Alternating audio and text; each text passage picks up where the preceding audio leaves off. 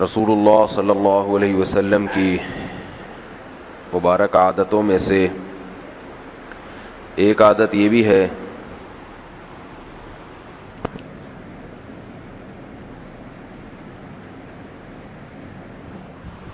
رسول اللہ صلی اللہ علیہ وسلم کی مبارک عادتوں میں سے ایک مبارک عادت یہ بھی تھی کہ آپ صلی اللہ علیہ وسلم کو جب بھی کوئی پریشانی لاحق ہوتی تو آپ نماز کی طرف رجوع فرماتے تھے۔ یہ سنت بھی تقریباً چھوٹ چکی ہے۔ آج کل جب کوئی پریشانی کسی کو لاحق ہوتی ہے تو تعویذ گنڈوں کی طرف جاتا ہے، عملیات کی طرف جاتا ہے، وظیفوں کی طرف جاتا ہے، عاملوں کے پاس بھاگتا ہے، نماز میں دل نہیں لگاتا۔ آپ صلی اللہ علیہ وسلم نے فرمایا قرۃ عینی فی الصلاۃ، میری آنکھوں کی ٹھنڈک نماز ہے۔ جب انسان کو کوئی پریشانی ہوتی ہے تو وہ یہ چاہتا ہے کہ میری آنکھیں کسی طرح سے ٹھنڈی ہوں تاکہ میرا یہ غم ہلکا ہو۔ تو نماز جس کی آنکھوں کی ٹھنڈک بن جائے گی اس کو نماز پڑھنے سے غم ہلکا ہو جائے گا۔ اب کسی کے دل میں یہ خیال ہو کہ بھئی ہماری تو آنکھیں نماز پڑھ کے ٹھنڈی نہیں ہوتی، ہم تو پڑھتے ہیں مجبوری میں، تو ہم تو اگر غم میں نماز پڑھیں گے تو غم کم ہونے کے بجائے کہیں بڑھ نہ جائے، ایک نماز کا غم اور لگ جائے گا۔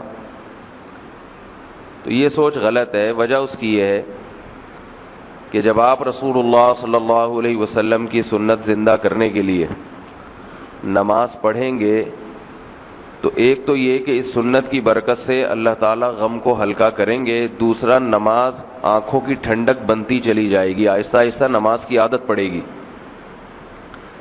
ایک بزرگ فرماتے تھے کہ جب میرا دل چاہتا ہے کہ اللہ مجھ سے بات کرے تو میں قرآن مجید کی تلاوت کرتا ہوں، سب باتیں اللہ کرتا ہے مجھ سے اس میں، اور جب میرا دل چاہتا ہے کہ میں اللہ سے باتیں کروں تو میں نماز کی نیت باندھ لیتا ہوں، اس میں سب باتیں انسان اللہ سے کرتا ہے۔ تو صلاۃ الحاجت ہے یا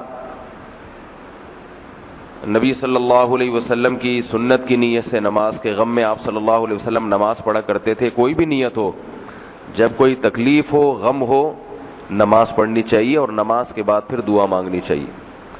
زیادہ تعویذ گنڈوں میں اور وظیفوں میں ان چیزوں میں زیادہ نہ لگیں۔ وظائف پڑھنا کوئی غلط نہیں ہے، حرام نہیں ہے، ناجائز نہیں ہے، لیکن توجہ لوگوں کی وظائف کی طرف زیادہ ہے اور نماز کی طرف کم ہے۔ ہمارے جتنے اکابر گزرے ہیں، جتنے بزرگان دین ہیں، انہیں بھی کوئی پریشانی ہوتی تھی 2 رکعت نیت باندھتے تھے۔ قرآن مجید میں بھی اللہ نے فرمایا وَاسْتَعِینُوا بِالصَّبْرِ وَالصَّلَاةِ، پریشانیوں میں مدد طلب کرو صبر کے ذریعے اور نماز کے ذریعے۔ تو اللہ تعالیٰ نے بھی اس لیے حکم دیا کہ اللہ کے علم میں یہ بات ہے کہ جب تم نماز پڑھو گے تو تمہیں مدد ملے گی، صبر کرنے کی توفیق ملے گی۔ 2 فائدے ہوتے ہیں نماز سے، ایک تو یہ کہ غم ہلکا ہو جاتا ہے کیونکہ اللہ کی طرف توجہ ہے، جس نے غم دیا ہے جب آپ اسی سے بات چیت کرنا شروع کر دیں گے تو دل کو تسلی ہو جاتی ہے انسان کے۔ دوسرا فائدہ یہ ہوتا ہے کہ نماز پڑھنے سے دعا جلدی قبول ہوتی ہے۔ نماز پڑھ کے دعا مانگیں گے تو قبولیت کا امکان زیادہ ہے۔ تو جب آپ نماز پڑھ کے اپنے غم میں اللہ سے دعا مانگیں کہ اللہ میری یہ تکلیف کو دور کر دے تو دعا کی قبولیت کا امکان بڑھ جائے گا۔ تو اس طرح سے نماز جو ہے 2 طرح سے غموں کے ازالے کا سبب بنتی ہے۔ اور جیسے مختلف وقتوں میں مختلف کاموں کی اہمیت زیادہ ہوتی ہے، ایسے ہی مختلف اوقات میں نماز کی اہمیت بھی اس میں بھی کمی بیشی ہوتی رہتی ہے۔ سب سے بہترین جو نماز کا وقت ہے اللہ کو مانگنے کے لیے وہ تہجد کا وقت ہے۔ کسی کو کوئی غم ہو، میں ایک دعوے سے کہتا ہوں، گارنٹی سے کہتا ہوں، کسی بھی قسم کا دنیا کا کوئی غم لگا ہو اس کو، وہ کسی طرح ہمت کر کے رات کو تہجد میں اٹھے اور 2 رکعت تسلی سے پڑھ کے اللہ سے مانگے تو دیکھے کہ اس کے دل کا بوجھ کتنا ہلکا ہو جاتا ہے۔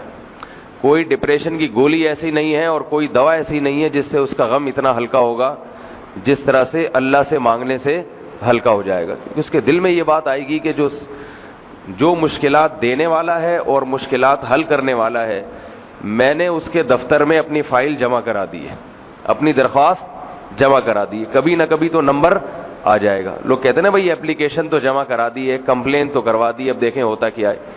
تو ہم تو دنیا کے دفتروں میں کمپلین کروا کے مطمئن ہو جاتے ہیں، حالانکہ اس میں 100% اس کا امکان نہیں ہوتا کہ آپ کی اپلیکیشن منظور بھی ہوگی. تو اللہ کے دفتر میں تو 100% امکان ہوتا ہے کہ وہ منظور ہوگی.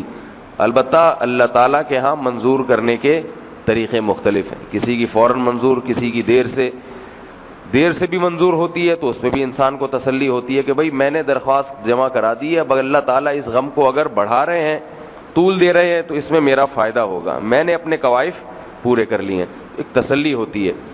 تو اللہ تعالیٰ ہمیں رسول اللہ صلی اللہ علیہ وسلم کی اس سنت کو زندہ کرنے کی توفیق عطا فرمائے. گھروں میں اس کا معمول بنانا چاہیے، بچوں کو سکھانا چاہیے کہ بھئی نماز میں دل لگاؤ، جب کوئی پریشانی ہو نماز پڑھ کے اللہ سے مانگا کرو. اللہ تعالیٰ سمجھنے کی، عمل کی توفیق عطا فرمائے. وما علینا الا البلاغ. سبحان اللہ.